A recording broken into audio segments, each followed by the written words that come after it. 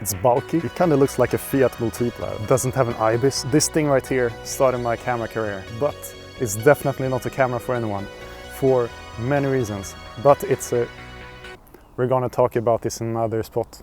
We're in Stockholm now, but we're going to the Carpathian Mountains in 2 days. Or that's the plan at least. We'll see in 1 second here. I will try to...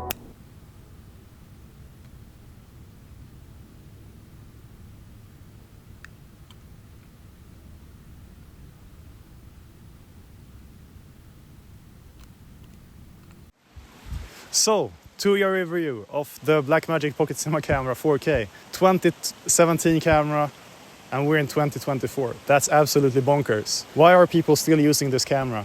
I think I have some answers to this question, because I'm still using it professionally. Are you a person that does filming for a hobby? You just want to go out in the forest and have some pictures with your family, or you just want to get some hiking pictures, something simple. Go away, click, watch some other video, and the universe will thank me later, because this camera is absolutely not for you. This camera is for an aspiring filmmaker, someone who wants to develop and grow into a camera that requires some skill that you can grow with. It's a perfect entry-level cinema camera. It's definitely not made for someone that just wants a plug-and-play camera. It's not autofocus, it's completely manual. When you focus manually, you have to master an art, which is, do you want the focus area to be slightly in front of your subject or slightly behind the subject? And this is something that you will need to learn with this camera, because it's not auto at all. Focus pulling is actually a job by itself in the cinema world. To get the focus in a good spot in front of or behind the subject, this is something that people get paid for. They focus pull separately from the camera operator. Also, this camera doesn't have an IBIS at all. It's really hard to use this camera actually, because it's so shaky. It's tiny, and all your micro jitters and micro shakes from your hands will be picked up by the camera. And maybe if you don't see it immediately when you're recording, as soon as you pull it up in the program, you will notice it. And this is such a good lesson, just to learn instinctively how to get stable footage. You need the 3 point of contact with the camera all the time. And this is something that you will just, through pain, learn with this tiny camera. And the day that you will upgrade to a bigger camera, like an Arri or Red, you will have this in your mind already. And it's such an advantage as a DP to master this, to be able to capture stable footage. Another amazing thing with this camera is that it comes with DaVinci Resolve. DaVinci Resolve is a professional program that many people use, and many people today switch to from Adobe Premiere. It's a great program, especially when it comes to grading. If you're not doing anything crazy with visual effects, then you can do perfectly fine with the DaVinci Resolve.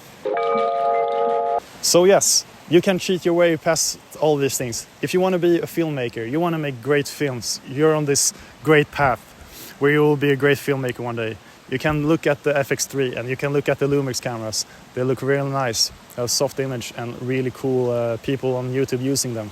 But you will be stuck where you have learned to use a camera with autofocus and IBIS. So the day you jump up to a more expensive camera, you will have to recap and relearn all these things. And it would be such a shame, I think, to have a Red camera or an Arri where you have shaky and not in focus footage. It would be such a waste. You know, I won't be going to a client asking where's the autofocus button. That would be absolutely stupid.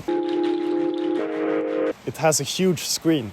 The screen is so comfortable to work from. It has a high resolution and it's bright enough, and it has a slight angle so you can see what you're shooting from when you're holding the camera down, as opposed to many hybrid cameras that has this tiny little flip screen that is so annoying to work from, because the pixel density is also quite small, so you never really know what you're actually shooting, and with this camera you actually do. To add to that, the focus peak is amazing on this camera. It's really easy to focus peak. You see exactly where you are in focus. Also, the interface is very bare bones. It's not complicated, it's not the Sony, it's not the Lumix. So you don't have any special features in this camera. You power it up and the buttons are big. If you have big fat fingers like I have, you can easily get around the menus. And a huge bonus with this camera that not many people talk about is that it's actually shooting in ProRes. You have the Lumix S5 Mark II X that came out last year. This camera can shoot in ProRes in 1080p, which is good. This camera, the Blackmagic Pocket Cinema camera, came out 7 years ago in 2017, and you can shoot in 4K ProRes 422 10-bit. which is crazy. I don't understand why the hybrid cameras today don't shoot in higher bit rates and higher quality with the Prores. It doesn't make any sense, but this camera does. And actually that saved me through a job once. I went to Argentina shooting, and the client asked me, they wanted ProRes 4K 4:2 to 10-bit footage, and my Blackmagic pocket cinema camera could do that. And among the other more affordable choices I had back then with cameras, there was no other choice. So the Blackmagic pocket cinema camera 4K, is it worth it in 2024?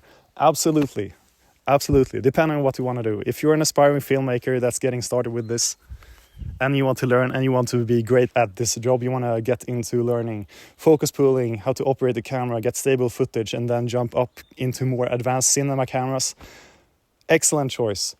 If you're a family dad, you want a nice compact camera to get footage of some vacation footage from the beach or whatever, don't get this camera. You will spend so much time just asking yourself what the you're doing. Yeah, honestly. It's a really nice one, and yeah.